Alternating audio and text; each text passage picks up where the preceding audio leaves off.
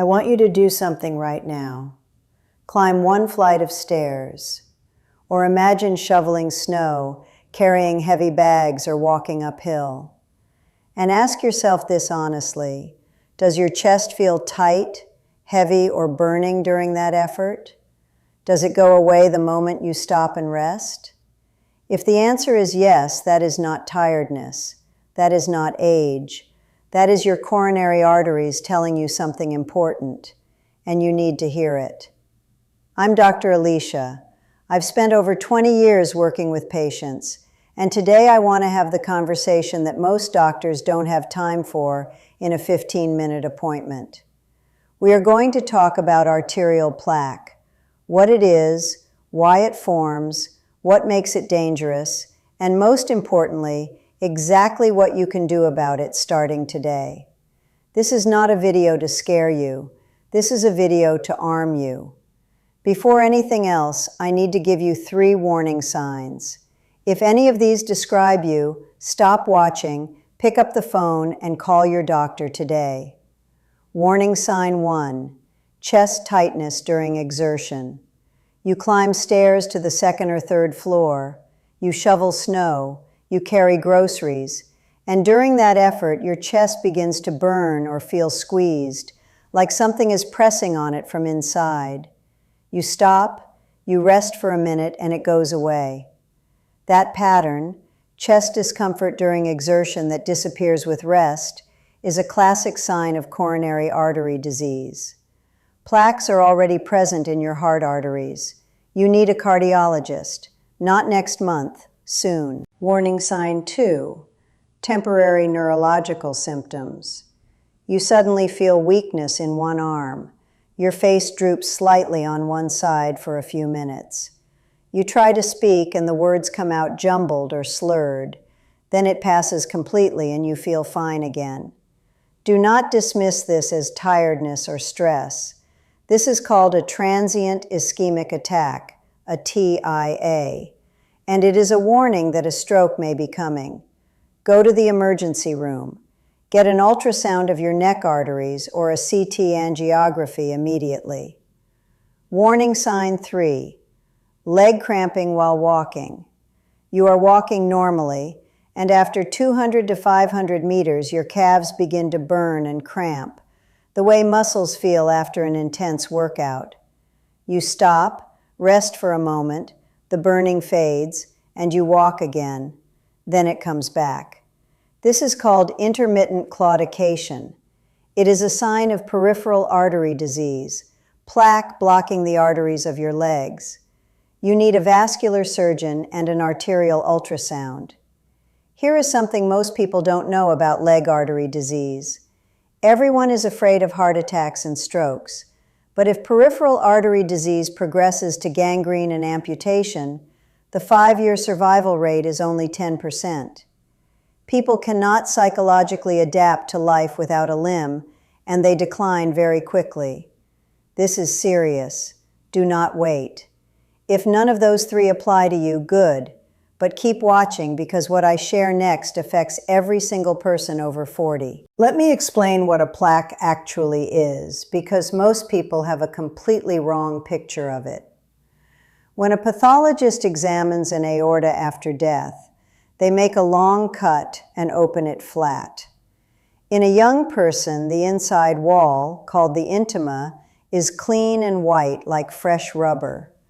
But in a person over 60, the entire inner surface is dotted with yellow deposits, plaques. And when the scissors cut through them, you can actually hear a crunching sound. That is calcium, calcified deposits that have been building for years. Now here is the part that surprises most people. Cholesterol is not the enemy. Cholesterol is actually the repair crew. Your artery wall gets damaged. The damage is caused by specific things: smoking, high blood sugar, high blood pressure. These traumatize the vessel wall day after day. And cholesterol arrives like spackle, filling in the damaged areas, trying to protect the wall. The problem is that over years of repeated damage, those repair deposits accumulate. They narrow the channel. And when a plaque becomes inflamed, when its outer shell cracks open, like a ripe fruit splitting, your body responds the same way it does to a cut on your finger.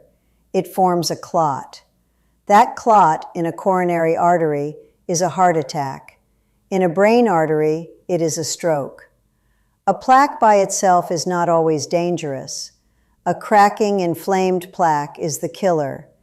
And that distinction changes everything about how we approach treatment. There are 5 things that traumatize artery walls and accelerate plaque growth. In my experience, approximately 40% of my vascular patients are smokers, 40% have diabetes, and the remaining 20% share everything else. But recent large-scale research, over 30,000 patients, revealed something that genuinely surprised many doctors. The single most dangerous accelerator is not smoking or diabetes. It is high blood pressure. We call hypertension the silent killer, and for good reason. As blood pressure gradually rises, most people don't feel it. They say, 150/90 is my normal, I feel fine. And they are right. They have adapted. But inside their arteries, the constant excess pressure is slowly hardening and stiffening the vessel walls, creating the exact conditions where plaque forms and grows. Imagine a garden hose with living walls. You apply too much pressure year after year. The walls strengthen to compensate. They become rigid, inflexible. They lose their elasticity. And that rigidity creates the perfect environment for plaque. The 5 accelerators. 1. High blood pressure, the most dangerous. Control it every day, not occasionally. 2. Smoking. The toxins and compounds in cigarette smoke directly damage vessel walls with every single breath. This is one of the most thoroughly proven relationships in all of medicine. 3. High blood sugar and diabetes. When blood sugar is chronically elevated, proteins in the blood begin to glycate. Essentially, blood becomes a thick syrup that traumatizes vessel walls from the inside. This damages both small vessels, affecting eyes and kidneys, and large vessels, causing plaques and cardiac events. 4. Excess weight. Fat tissue is not passive. It is an active endocrine organ that disrupts hormone balance, drives systemic inflammation, and forces the heart to pump blood for what is effectively 2 or 3 people. I have had patients whose hearts were simply failing from the load of their own body weight, no other factor involved. 5. Chronic inflammation. This one surprises people.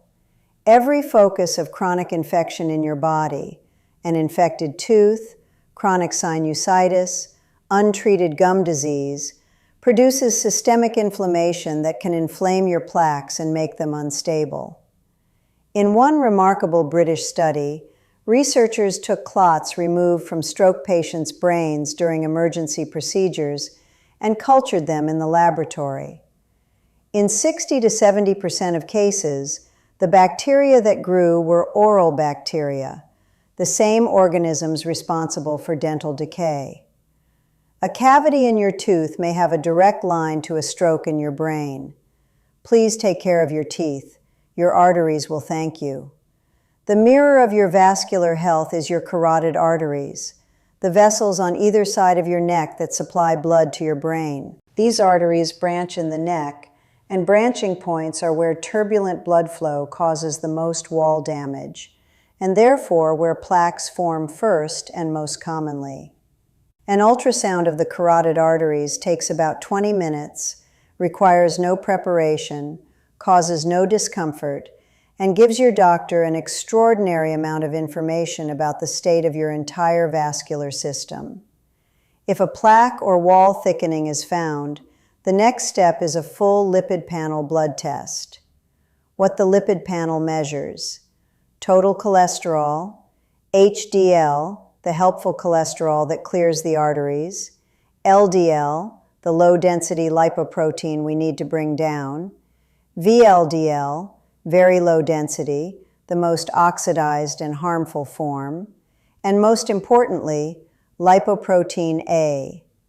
Lipoprotein A has now entered European clinical guidelines as one of the strongest independent predictors of atherosclerosis progression.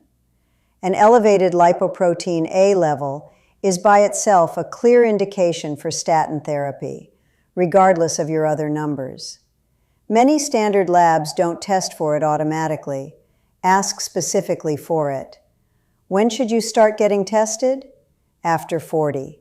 Not 50, not 60. After 40. Until 40, hormones provide significant vascular protection. In women through estrogen, in men through testosterone. After 40, that protection begins to quietly decline. The years of small habits, the cigarettes, the sugary foods, the uncontrolled blood pressure have been accumulating silently.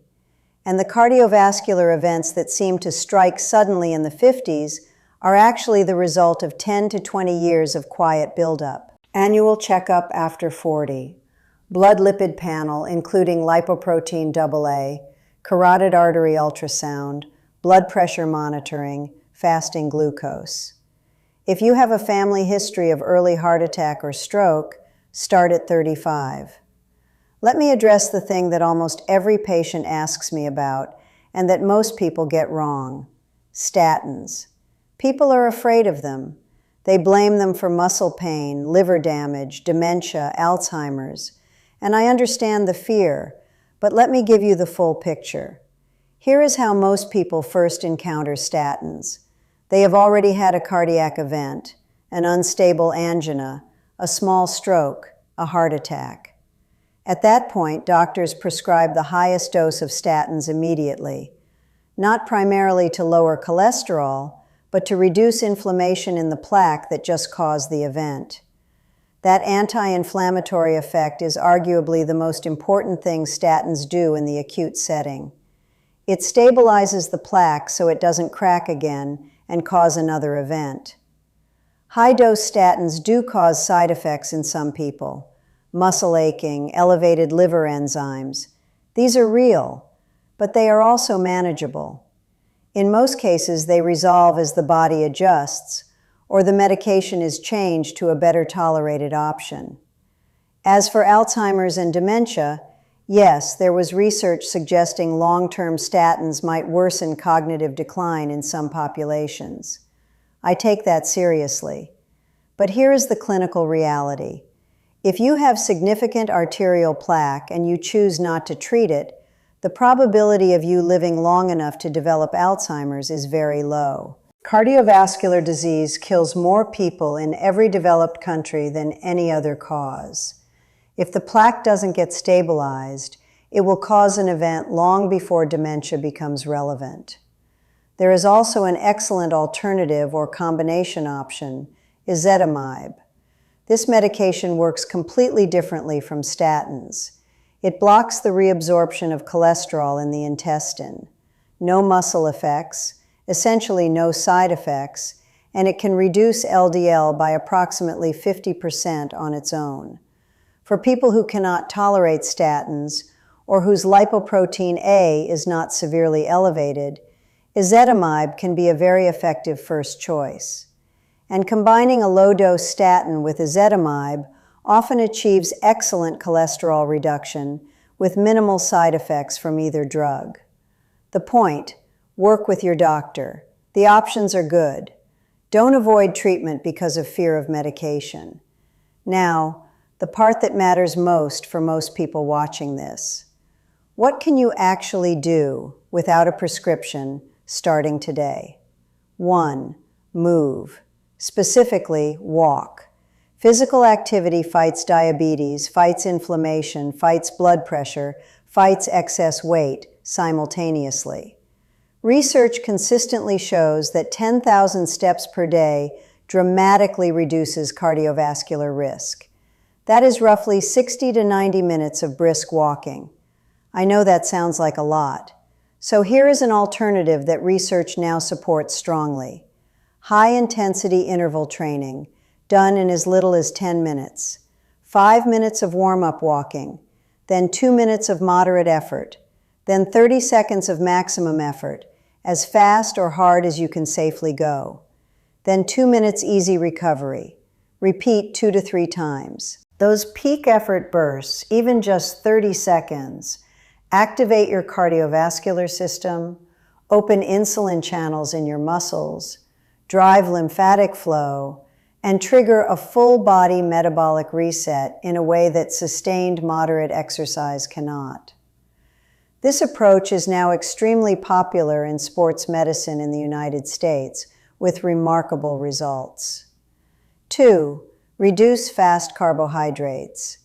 Even if you don't have diabetes, even if your blood sugar is perfectly normal, reducing sugar and fast carbohydrates directly benefits your vascular health. Less blood sugar fluctuation means less vessel wall damage, better liver function, healthier lipid profiles. The idea that your brain needs sugar to function is a myth. Your body synthesizes glucose from protein and fat with remarkable efficiency. The populations of the far north have traditionally eaten almost zero carbohydrates and maintain extraordinary metabolic health. When you first reduce sugar, you will go through several days of genuine withdrawal, irritability, cravings, fatigue. This is real. Sugar creates real physiological dependency. Push through it. It passes. 3. Use temperature.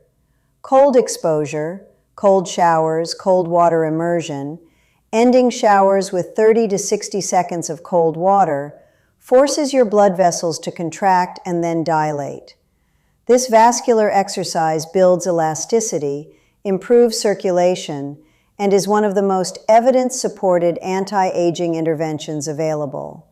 It costs nothing, it takes seconds, and it trains the very vessels we are trying to protect. 4. Eliminate chronic inflammation sources. Go to the dentist, treat that cavity, address the chronic sinus infection, resolve the gum disease. These are not cosmetic issues.